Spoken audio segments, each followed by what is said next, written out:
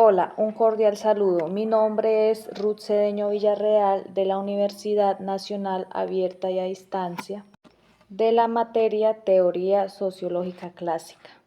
Hoy nos vamos a estar enfocando en dos temas muy importantes, que es la diferencia social y la individualización. En esta exposición vamos a conocer cómo la sociedad fue cambiando con el tiempo y cómo la modernidad influyó tanto en la organización social. También hablaremos sobre algunos aportes de autores importantes como son Karl Marx, Emile Durkheim, Max Weber y otros sociológicos clásicos que ayudaron a explicar estos cambios sociales. La diferencia social se refiere a cómo la sociedad empezó a dividirse en diferentes grupos, trabajos, clases sociales, instituciones. Antes las sociedades eran más simples.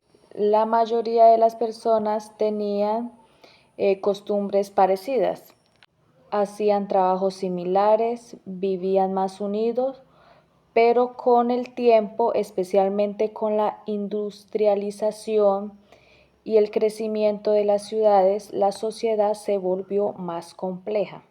Varios sociológicos estudian este cambio.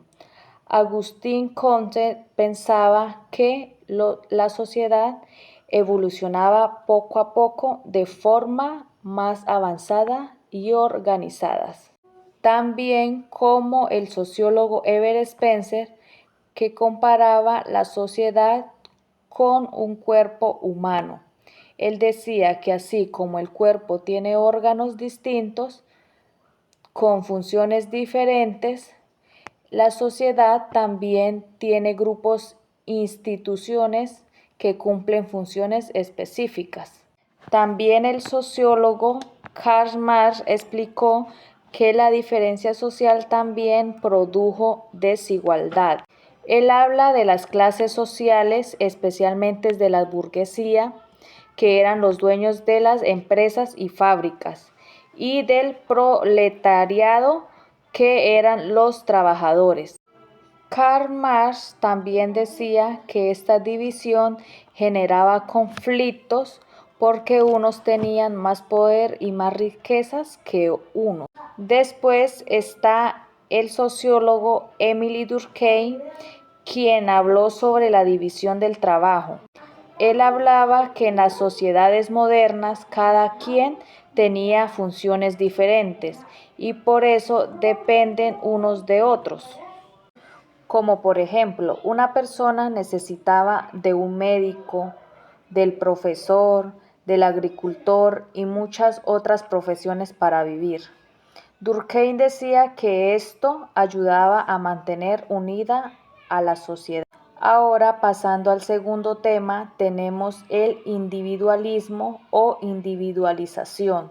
Este concepto nos habla cómo las personas empezaron a ser independientes y a tomar decisiones propias en la sociedad moderna.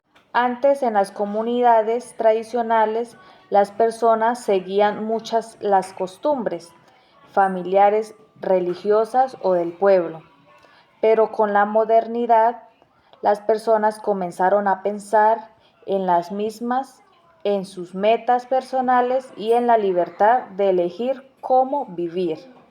Max Weber también explicó que la modernidad hizo que las personas actuaran de manera más racional, buscando sus propios intereses y objetivos.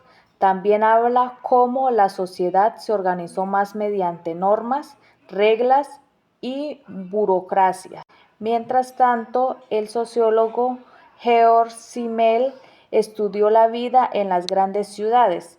Él decía que vivir en ciudades modernas hacía que las personas fueran más libres e independientes, pero también más distantes y menos cercanas emocionalmente.